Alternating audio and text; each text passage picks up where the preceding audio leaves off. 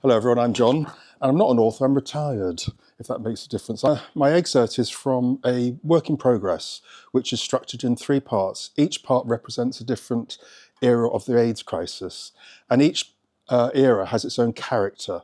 And I'm going to talk from the first period tonight, that ran from 1977 to 1985. And the name of the character is Peter.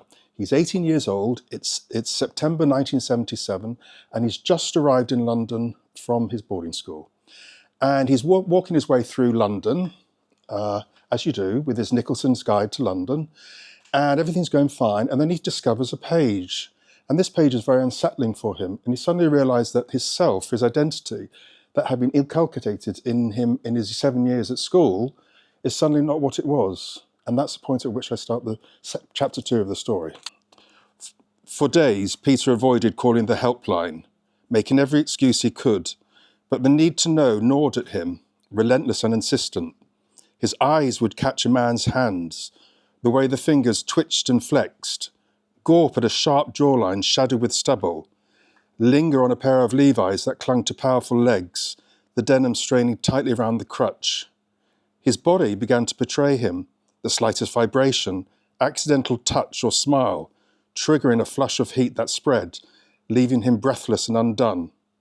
His eyes would stare at some random man, longing for a return glance that said he, too, felt the same. At night, he lay awake, taunted by that day's glimpses of masculinity and strength, each curve of muscle, chest, the breadth of shoulders, all remembered with a feverish clarity. These fragments of desire clung like sweat, his body responding with a single mind focus that only a teenager possesses.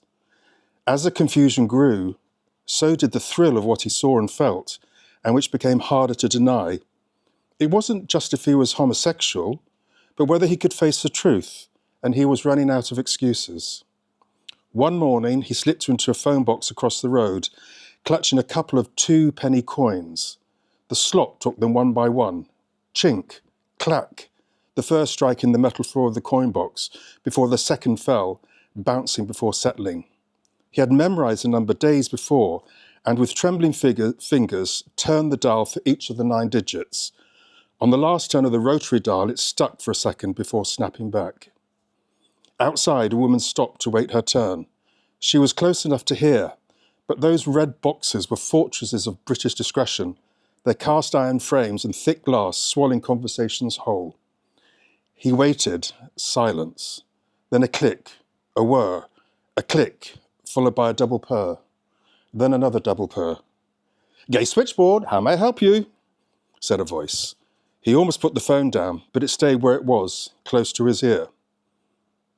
I think I might be homosexual, he whispered. That word felt dirty in his mouth, cruel and sharp like a scalpel. Homosexual. A word spat out by adolescent bullies, spoken too often with contempt.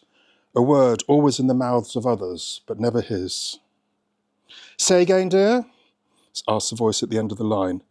"I'm a homosexual," he blurted, glancing nervously at the woman outside. "That's nice for you," replied the voice. "And is there a reason why you're calling?" The phone felt heavy in Peter's hand.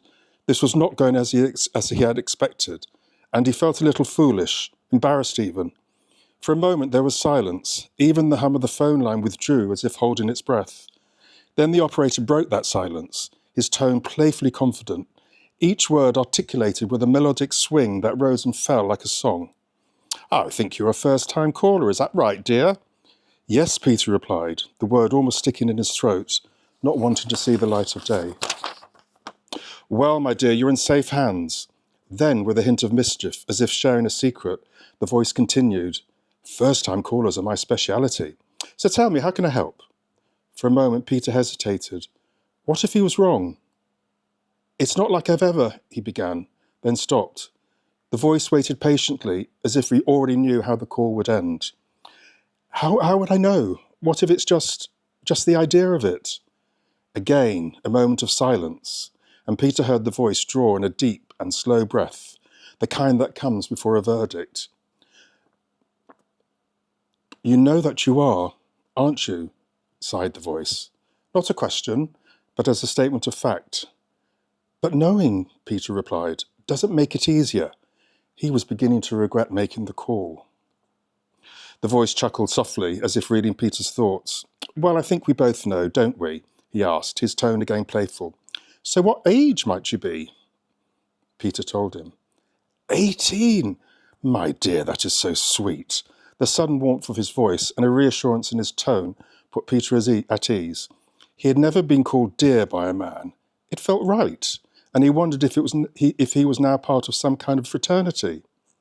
The voice hummed and hard in the background, its song broken by the rustling of paper turned as fingers found their way through some well-thumbed folder. Waiting was agony, and he couldn't imagine what he was searching for, and why was it taking so long? "Got it," came the sudden reply. "The London Gay Teenage Group. Perfect." The satisfaction in the voice rang out loud and clear, the realization of someone who had not only found an answer, but the right answer.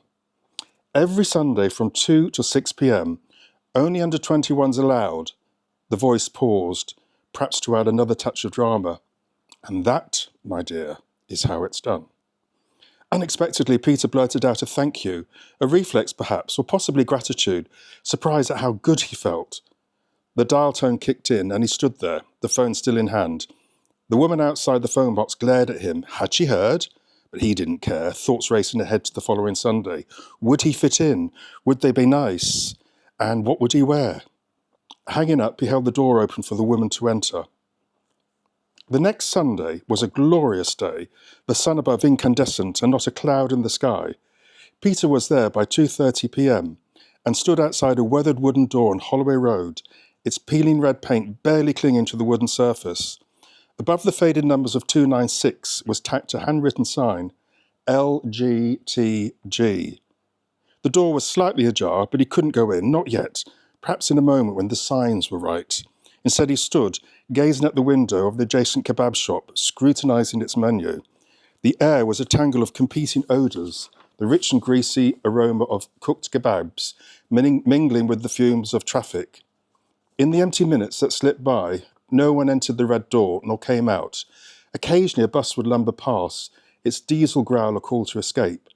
Then it started to rain, and with no umbrella and no bus in sight, he pushed open the red wooden door and stepped into the building. Climbing the stairs slowly, fingers clenched tightly around the handrail, he couldn't help but look over at the exit below. Every instinct was telling him to return to what was familiar and safe, but he kept going as turning back was not an option. His knees felt wobbly, palms wet with sweat, but he pushed on regardless. The higher the step, the stronger the sound of excited voices grew, mingling with bursts of laughter and giggles that spilled down the stairwell. At the landing at the top, a young boy of maybe 18 or so popped his head round a door frame and eyed Peter up and down before screaming, "New guy!" so loud and clear, Peter almost turned and ran. But there was never any chance of escape as the boy had grabbed his wrist. He was slim, brown-skinned, with black curly hair that framed his oval face. His eyes, large and watchful, were fringed with curling lashes above and below that gave a languid heaviness to his gaze. A self-assured smile lit his face, teeth white against his smooth, unblemished skin, and there was a relaxed elegance in the way he held himself, as if he had seen a lot and now nothing fazed him. "Hello, gorgeous. I'm Mike," he said. "Who are you?" Peter's throat went dry, his heart beating quickly. This was his first homosexual, and he was in awe. But before he could respond, Mike had hauled him up the 2 remaining steps to the landing.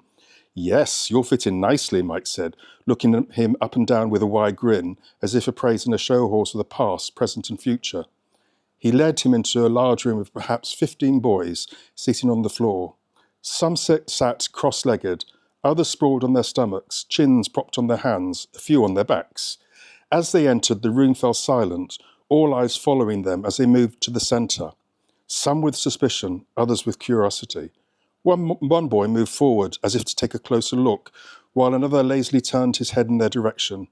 Mike was having none of it. With a sweep of his hand, he proclaimed to the group, "She's all right, she's a girl." And just like that, the tension shattered and the voices and laughter carried on. For the next few hours, and barely pausing for breath, they bombarded him with advice on how to style his coiffure, illustrated 101 ways to accentuate the bum, and how to draw attention to the crotch. Their instructions included where to find the butcher's men, how to shop and dress, the best clubs for dancing, and which ones let chickens in for free. A chicken, they explained, is someone like you, fresh and ready for plucking. They talked about sex, insisting that size does matter, explaining the difference between a top and a bottom before demanding to know what Peter was, then declaring that you could never be too greedy before demanding, but greedy for what? Peter didn't know. Delivered at a breathless speed and with a choreography of dramatic gestures and high voices that overlapped as each boy tried to outdo the other, he couldn't help but feel welcomed into this group and settled into the warmth of their curiosity, enjoying the attention over so little that seemed to mean so much. In those few hours on that wet Sunday afternoon and at the start of the rest of his life, Peter learnt many things. That not all teenage boys are cruel, that making friends was easy, and that in spite of being gay, these young men were all very ordinary. Every Sunday he retraced those steps to the red door on Holloway Road, excited by the lure of a lazy Sunday afternoon amongst new friends. In their midst, he learnt to smoke, gossip, and bitch with all the freedom and naivety their age demanded. It was where he learnt to share his dreams, hopes, and fears, where slowly amidst the laughter and warmth, he began to know himself, safely and within this camaraderie of friendship. Together they shared the freedom of being unapologetically themselves, the joy of collective laughter, and the wonder of being gay. Years later, Peter found a photo of the teenage group hidden away in an old album. Sitting on the floor of a small room, he is surrounded on all sides by young boys. Some he recognised, while others are gone forever. Peter smokes a cigarette in a large black Calaisaire held at an angle, an odd figure, but no one seemed to care. His hair is thick and cut into a wedge, almost obscuring his left eye. Next to him, a punk boy points at the cigarette holder, and both of them are laughing. Behind Peter sits a blonde boy, extraordinarily pretty and swathed in a large trench coat, smiling at himself at some secret thought, whilst behind him, a young brunette senses his moment, and from under heavy eyebrows winks at the camera and sticks out his tongue. The mood in the room seems unrestrained and relaxed, more a family gathering than a teenage hangout, capturing forever a moment of joy. Thank you.